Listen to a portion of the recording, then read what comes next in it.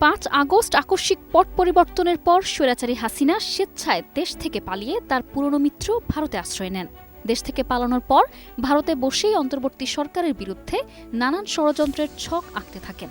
বিভিন্ন রূপে ফিরে এসে তাদের অস্তিত্বের জানান দিয়ে গেলেও প্রতিবারই তারা ব্যর্থ হয়েছেন। তবে সবকিছু ছাপিয়ে আলোচনায় ক্যান্সার আলাপ চাউর হয়েছে। প্রাণঘাতী ক্যান্সার তিলে তিলে মৃত্যুর দিকে ঠেলে দিচ্ছে শেখ হাসিনাকে।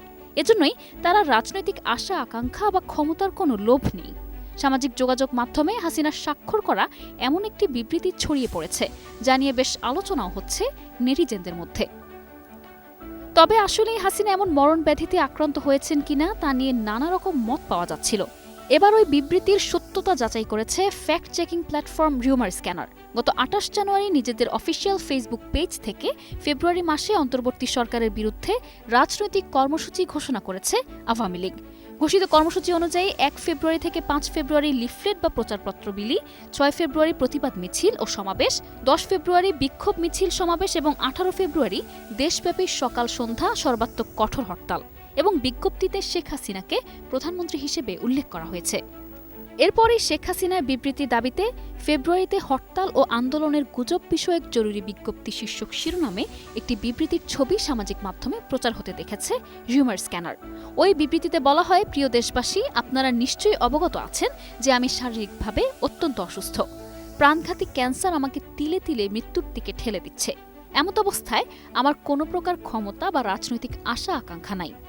আমি আজ স্পষ্ট জানাচ্ছি যে বাংলাদেশ আওয়ামী লীগের ফেসবুক পেজ হ্যাক করে বিএনপি জামায়াতের লোকেরা বিভিন্ন উস্কানিমূলক প্রোপাগান্ডা ছড়িয়ে আওয়ামী লীগের শান্তিপ্রিয় নেতাকর্মীদের হরতাল অবরোধ সহ জ্বালাও পোড়াও কর্মসূচির দিকে চালিত করছে, যা অত্যন্ত নিন্দনীয় কাজ।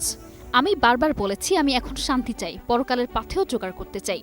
আমি দ্ব্যর্থবিহীন ভাষায় বলতে চাই, আমি এখনও বাংলাদেশ আওয়ামী লীগের সভানেত্রী এবং এসব সন্ত্রাস ও জ্বালাও পোড়াও কর্মসূচির সাথে আমার বা আমার দলের দূরতম সম্পর্ক নেই। জেনেক্সে শিফট করো, লাইফকে লিফট করো।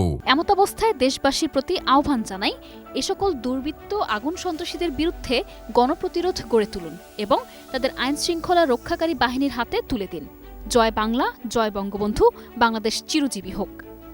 তবে রিউমার স্ক্যানার টিমের অনুসন্ধানে জানা যায়, শেখ হাসিনার বিবৃতির দাবিতে ফেব্রুয়ারিতে হরতাল ও আন্দোলনের গুজব বিষয়ক জরুরি বিজ্ঞপ্তি শীর্ষক শিরোনামে প্রচারিত ওই বিবৃতিটি আসল নয়। প্রকৃতপক্ষে শেখ হাসিনা এমন কোনো বিবৃতি দেননি।